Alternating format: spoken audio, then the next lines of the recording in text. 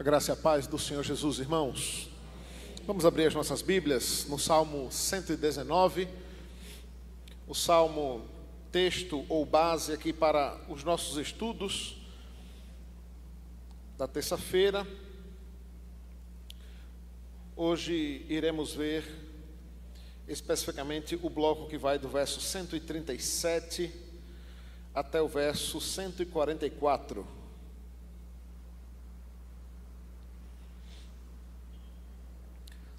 Salmo 119, a partir do verso 137 até o 144,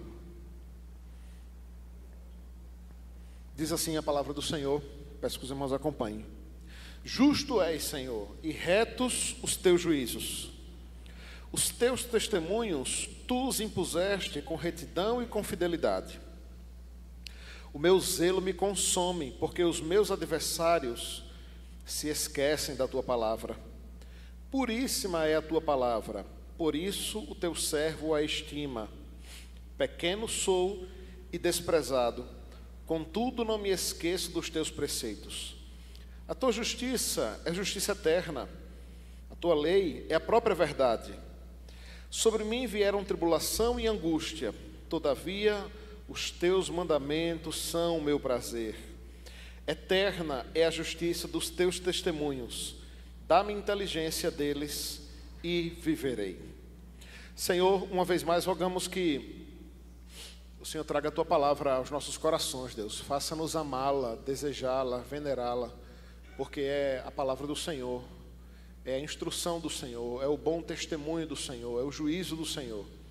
Ajuda-nos não só a buscá-la, mas também crer nas palavras do Senhor, a viver as palavras do Senhor. Que isso sirva, Deus, para renovar a nossa fé, a nossa comunhão, renovar as nossas forças, renovar, Deus, a nossa esperança, para a tua glória mesmo, em nome de Jesus.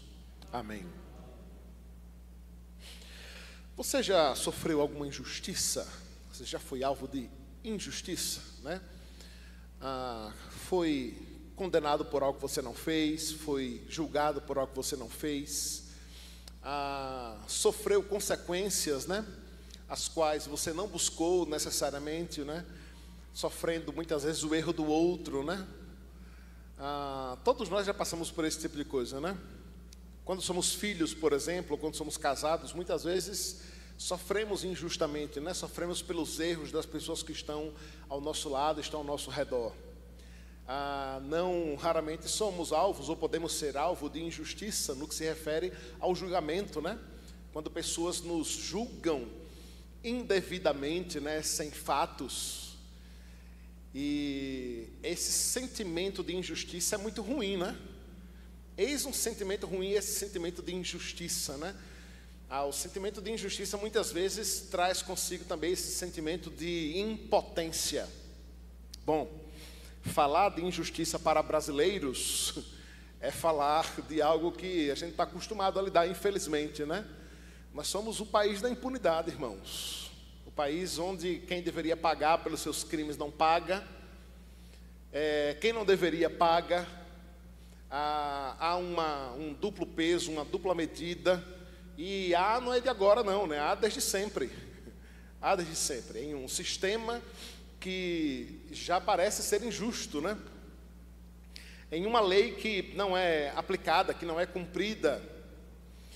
E então nós lidamos diariamente com esse sentimento de injustiça, né? O sentimento de injustiça, por sua vez, além dessa sensação de impotência, pode trazer também uma outra característica que é muito ruim, é um sentimento muito ruim, que é a desesperança. Você chega a um ponto em que já não acredita mais em nada, já não dá mais crédito a nada, e passamos a perder a esperança de um mundo justo, de que a justiça e a verdade, né, a justiça como sinônimo daqui da verdade, seja uma realidade nas nossas vidas. Mas nós, enquanto cristãos, nós, enquanto crentes, enquanto servos de Deus, devemos sempre nos voltar para a Escritura, para todos e qualquer tema que nós nos deparamos e nos debruçamos sobre ele. A justiça é uma delas. Porque, de fato, quando trazemos para o nosso quintal, né, o modo como nós, enquanto cristãos, enquanto servos de Deus, somos julgados, não é? O modo enquanto evangélicos no Brasil, nós somos julgados, né? O modo como a nossa fé muitas vezes é interpretada. Mas quando nós olhamos para a Escritura, irmãos, nós vemos quem é e quem deve ser a nossa verdadeira fonte de justiça. Esse salmo é sobre isso. Esse bloco do salmo é sobre isso. Fala sobre a justiça eterna de Deus como o nosso alicerce. E aqui é a visão do próprio salmista, na primeira parte do salmo, né, eu dividi aqui ele em dois, o que engloba aí os versos 137, 138, mas também os 142 e os 144, quando todos esses versos vão falar da justiça de Deus, né? Então acompanhe comigo, porque a primeira mensagem desse texto é mostrar a justiça eterna de Deus como o nosso alicerce. E aqui nós temos a visão do salmista acerca dessa justiça divina. Ele começa dizendo então no verso 137 que justo és, Senhor, e retos em teus juízos. Essa é uma das características de Deus, né? É um dos atributos de Deus. É a sua justiça. Aqui o salmista nos leva a pensar e a olhar para Deus como sendo esse Deus justo, ou seja, com Ele não há inverdades, com Ele as injustiças não ficam de pé, com Ele aquele que merece a punição é aquele que comete o pecado, que comete o erro, é visto dessa forma, né? Aquele que sonda o coração, sabe das nossas intenções, ele é aquele que nos julga retamente, né?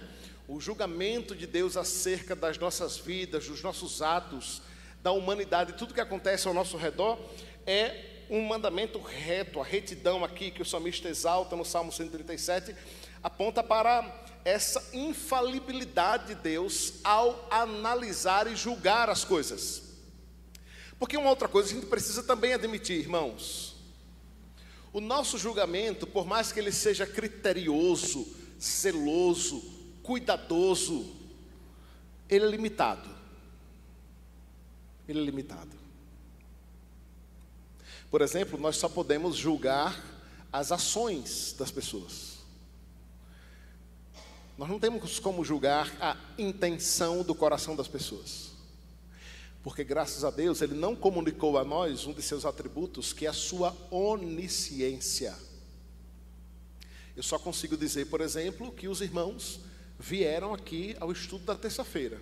Fulano de tal foi o estudo da terça-feira? Foi. Ah, rapaz, mas ele só foi por causa disso e disso, daquilo outro. Rapaz, não sei. Eu não sei julgar a intenção do coração que Cátia, Cirilo, Tiago saíram da igreja, Emanuel, saíram da igreja hoje para vir para a igreja. Eu não consigo. Eu só consigo dizer assim, ó, ele veio ou não veio. Não é isso? Deus não. Ele é não apenas o justo juiz. Ele não é apenas o reto juiz. Ele é o juiz perfeito. Porque Ele é o Deus que sonda, conhece não apenas as nossas ações, mas também as nossas intenções. E deixe-me deixar uma coisa clara aqui. Muitas vezes a gente olha para isso com um certo medo e um certo temor, como se isso fosse apenas uma notícia ruim. É verdade que essa notícia tem dois lados. O primeiro deles é, você não tem como enganar Deus. Nós desenganamos uns aos outros, não é? Você está num dia péssimo, horrível, uma semana horrível, mas você vai trabalhar, você põe uma capa, uma máscara de sorriso, feliz, né? Você chega lá, cumprimenta todo mundo, alguém no almoço pergunta, e aí, tudo bem? Você responde o quê? Não, está tudo bem, graças a Deus, né? Mas Deus é aquele que sonda os nossos corações, Ele sabe das nossas intenções, né? Quando as nossas atitudes são boas, mas a nossa intenção do coração é ruim, Ele sabe, Ele conhece. Mas o contrário também é verdadeiro, irmãos. Muitas vezes somos julgados equivocadamente pelos nossos atos ou palavras, atitudes ou falta de ação, porque as pessoas de fato só podem julgar aquilo que elas veem. Aquilo que elas veem. Mas o Senhor conhece a intenção do nosso coração, inclusive sondando as boas intenções, as intenções piedosas, proveitosas, bíblicas. É no bojo de tudo isso que Ele é o Senhor justo e o reto juiz. É claro que sempre que a gente fala em juízo e juiz, a nossa mente remete também, né, teologicamente falando, ao grande dia do juízo final, né? Ao grande julgamento, porque de fato Ele é esse juiz, e deve ser, em essência, essa a nossa maior esperança no que se refere à ideia de juízo e de julgamento. Porque eu espero que não seja apenas uma frase de efeito, sabe, quando diante de injustiça a gente diz assim, entrega na mão de Deus. A gente costuma dizer isso, né? E ouvir essa frase, né? Eu espero que não seja um mero tipo, olha, não tem mais o que fazer, não há esperança, então, olha, entrega na mão de Deus. Não. De fato, está nas mãos de Deus todo o julgamento, toda a vida, todas as ações, e tudo isso passará de fato pelo seu juízo. E isso deve ser de fato a nossa esperança, de que aqueles que passam impunes deste lado da eternidade não passarão no dia do juízo final. Aqueles que perseguem cristãos e que saem impunes disso, ou que são exaltados por isso, não passarão impunes diante do reto juiz.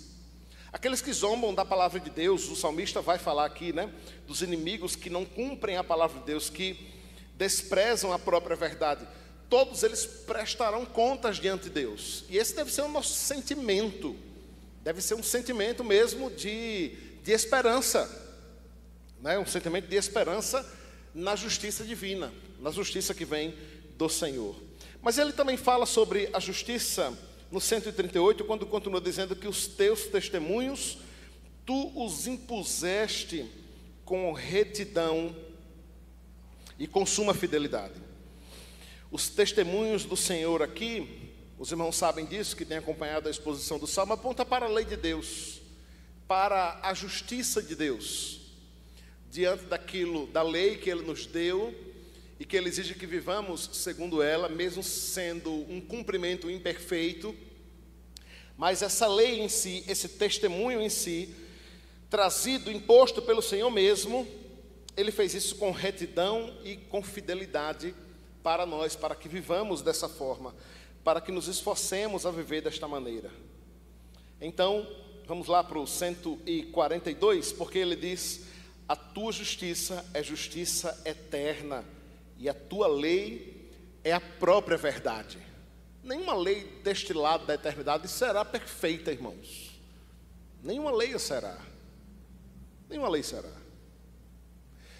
Muitos reclamam da nossa Constituição, né, brasileira. É antiga, é ultrapassada, a gente precisa rever, precisava refazer. Por isso, as centenas de emendas constitucionais. Mas nós, enquanto crentes, irmãos, nós, enquanto cristãos, precisamos ter uma visão de mundo, uma cosmovisão diferente dos demais, de entender que muitas vezes esse mundo, os ímpios, eles têm um desejo de viver no mundo, e isso acontece muito nas ciências humanas de um modo geral, né? Às vezes vem dos discursos, os grandes autores e os pensamentos, da filosofia, da antropologia, da sociologia, da história, da filosofia. Às vezes eu consigo quase que ver ali nas teorias, nos desejos, e na visão utópica, um desejo escatológico, sabe, de querer fazer com que este mundo viva uma realidade que não é possível viver neste mundo. Não é possível viver neste mundo. Em termos de nada, de meio ambiente, de clima, de leis, de relacionamentos interpessoais, de relacionamento entre nações. O mundo busca e anseia, por exemplo, por uma paz que nunca será alcançada deste lado da eternidade. Num certo sentido, aqueles que têm uma graça comum maior de Deus sobre si buscam uma justiça que não é possível deste lado da eternidade. Porque somente a justiça de Deus é a própria verdade.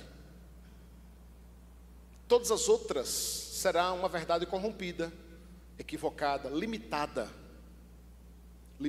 por conta da influência do pecado neste mundo, da maldade que se prolifera nesse mundo.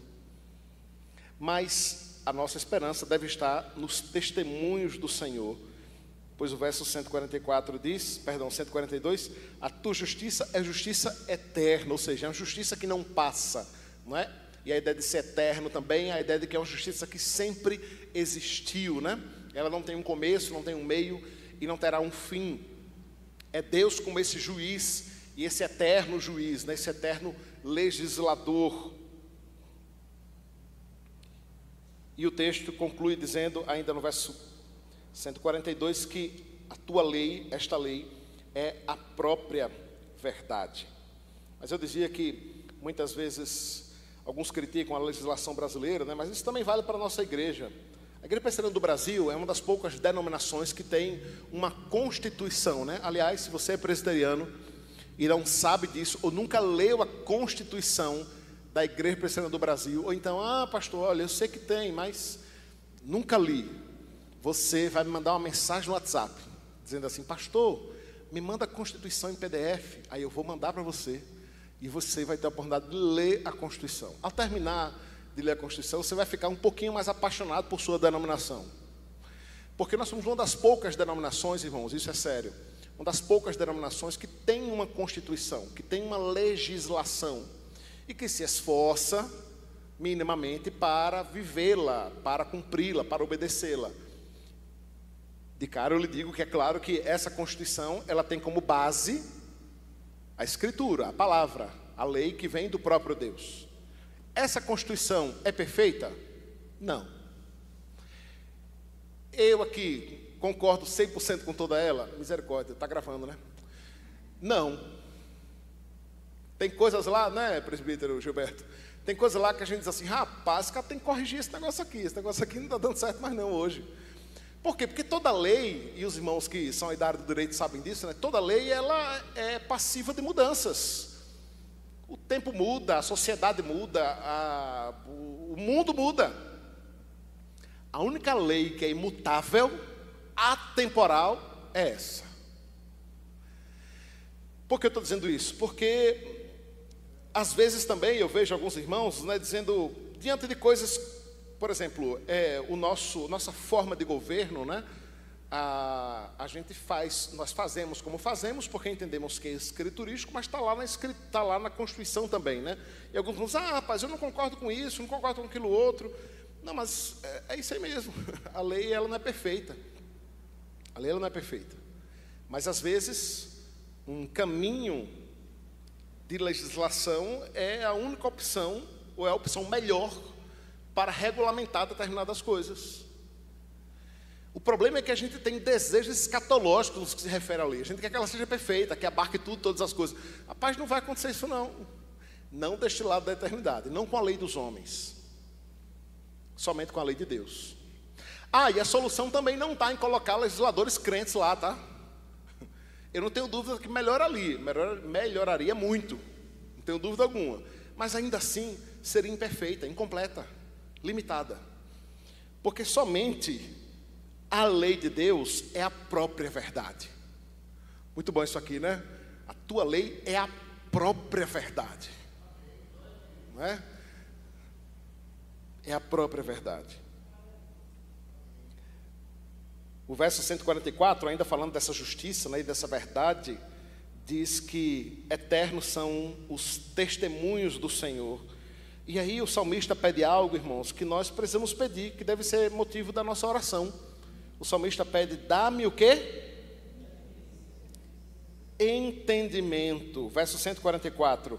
Eternos são os teus testemunhos. Dá-me inteligência. Eu estava aqui no tablet, está em outra versão. Muito bom. Na área está, dá-me inteligência deles e viverei.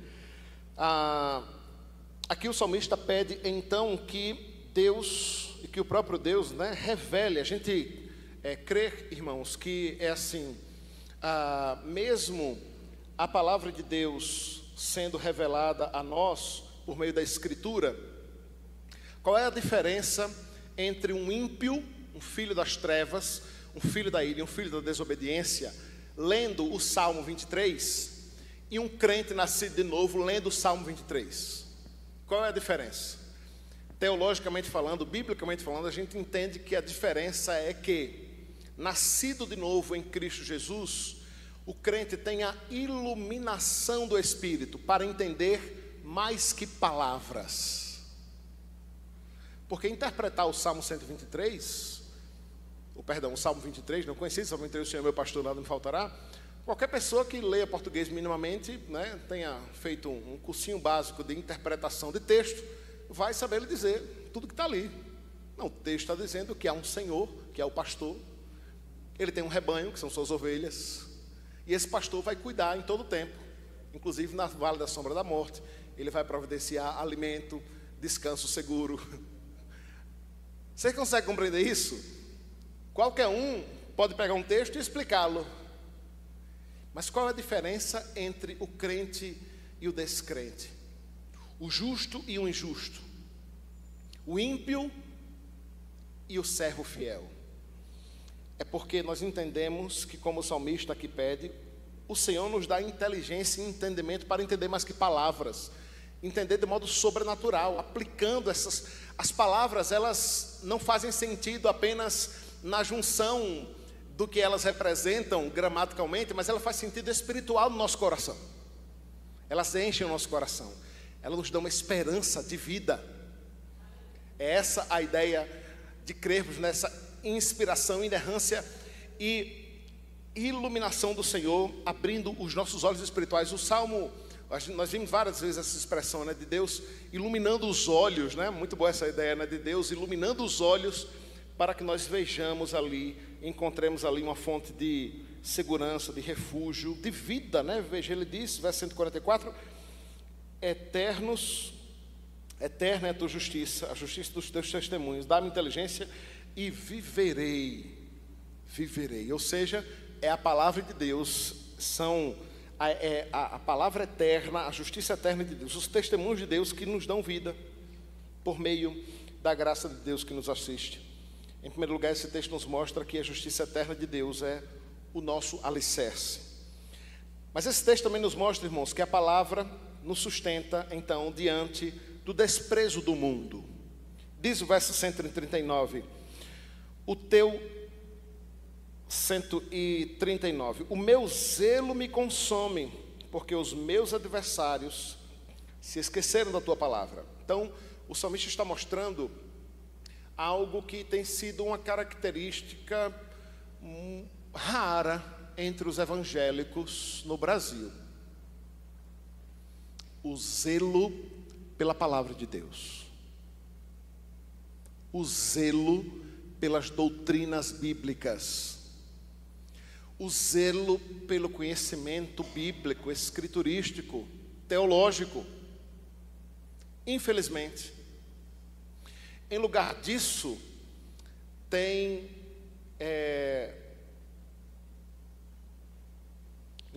as pessoas estão colocando as suas experiências pessoais, o experiencialismo grande, as suas próprias convicções, os seus achismos.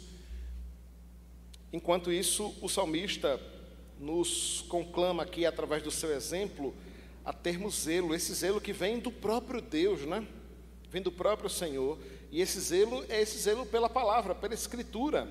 Por isso, ele diz no verso 138, né, no verso anterior, dessa fidelidade do Senhor. Em contraste a isso estão os seus adversários, que esquecem da palavra, que desprezam a palavra, não é? E é essa relação que as pessoas, que o ímpio de um modo geral, que o religioso de um modo geral tem com a Escritura. Eu já presenciei várias cenas, né? Muito comum no Brasil, por exemplo, pessoas que se dizem religiosas e que acreditam em Deus, né? E se pergunta, por que você acredita em Deus? Porque está na Bíblia, né? Tem um Deus. Você acredita em Jesus? Sim, acredita em Jesus. Ele veio, morreu, né? Mas é uma crença seletiva na palavra. É uma crença seletiva na palavra. Essa devia ser uma das perguntas que devia aparecer lá no IBGE, quando fosse levantar o censo dos evangélicos no Brasil, né? Se é evangélico, sou, marca aí, evangélico no Brasil, cresce mais. Você lê toda a palavra e crê em todas as doutrinas que estão lá na palavra, como está lá na palavra, né? Não. Boa parte das pessoas, elas creem de modo seletivo, elas acreditam nisso, mas não acreditam naquilo. Elas acreditam em Deus, acreditam em Cristo, mas não necessariamente na Escritura, não necessariamente na palavra, não necessariamente nas doutrinas que ali estão, né? Sobretudo quando estas contrastam, né, com o curso que este mundo anda.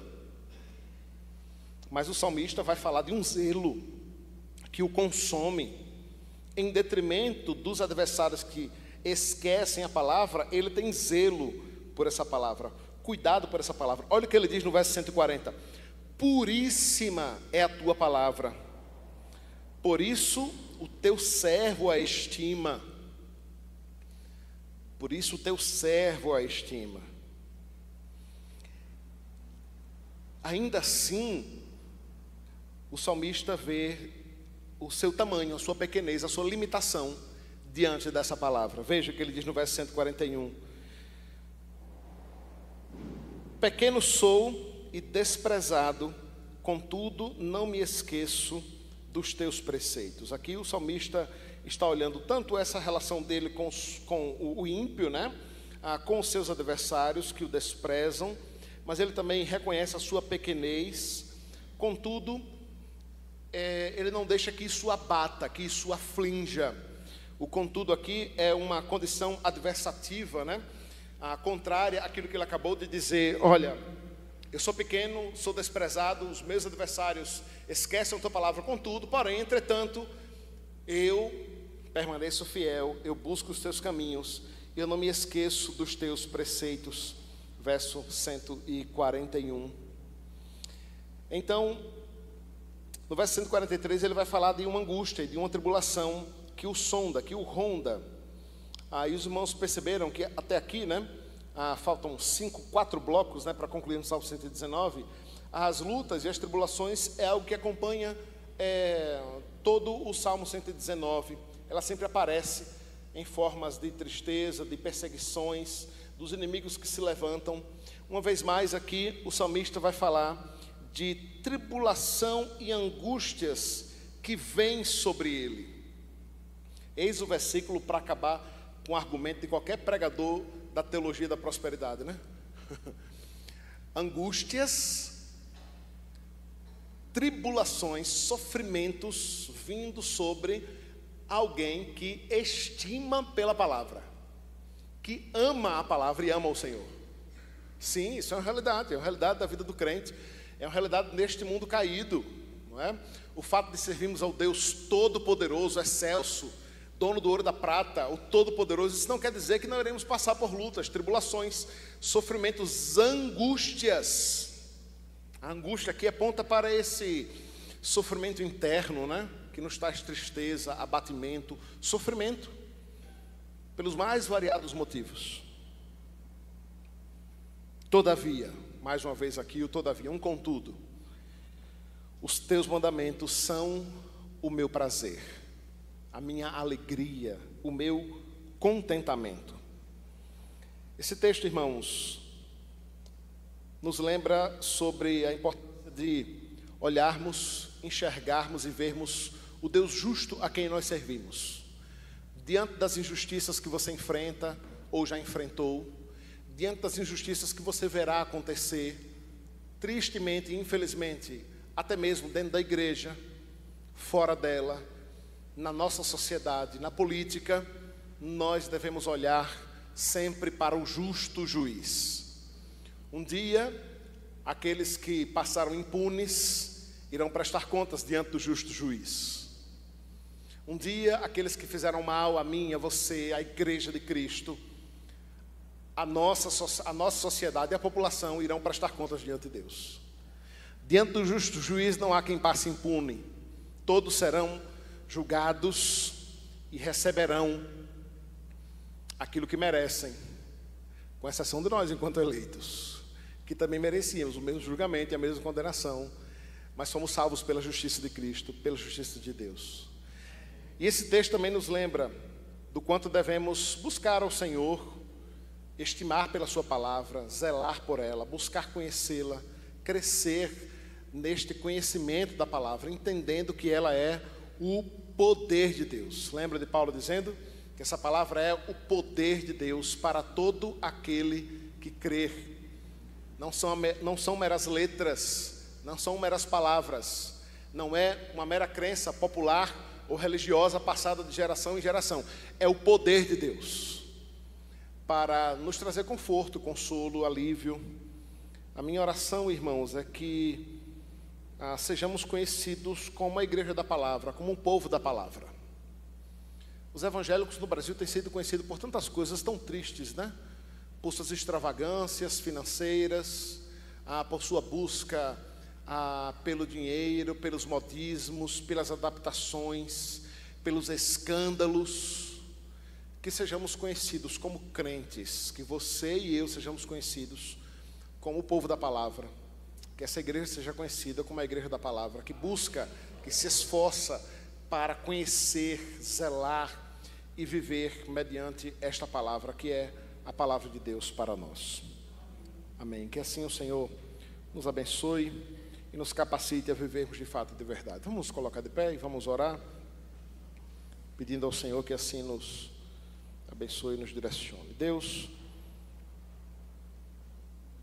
que o Senhor, Deus, coloque em nós o desejo, a sede, a fome de conhecer o Senhor, de conhecer a Tua palavra, mais e mais, Senhor, nós precisamos de Ti. E rogamos, Deus, que o Senhor nos desperte, nos tire da letargia, do sono. Ó Deus, abençoe e tenha misericórdia daqueles que estão tristes, desmotivados, afastados do Senhor e da Tua palavra. Ó Deus, que possamos, Deus, zelar por ela, lê-la diariamente. Ó Deus, meditar diariamente nela, Deus, para que possamos crescer no conhecimento do Senhor. Ó Deus, e que isso, Deus, redunde em mudança e transformação das nossas vidas, que isso abale, afete a nossa sociedade, ó Deus, com o testemunho do Senhor, com a luz do Senhor que emana da Tua palavra. Ó Deus, confiamos em Ti como justo juiz, diante das injustiças, Deus, que muitas vezes vivemos, vemos, presenciamos neste mundo, Deus. Que o Senhor coloque dessa esperança em nossos corações. Agora nos leve em paz para as nossas casas, dá-nos uma noite de descanso, um resto de semana em Tua presença, trazendo-nos logo mais no dia do Senhor, no culto ao Senhor, para juntos louvarmos, bendizermos e celebrarmos o Teu nome, o rochedo da nossa salvação. Rogamos essas bênçãos a Ti, em nome de Cristo Jesus. Amém. Vão em paz, irmãos, que Deus abençoe a todos. Uma boa noite.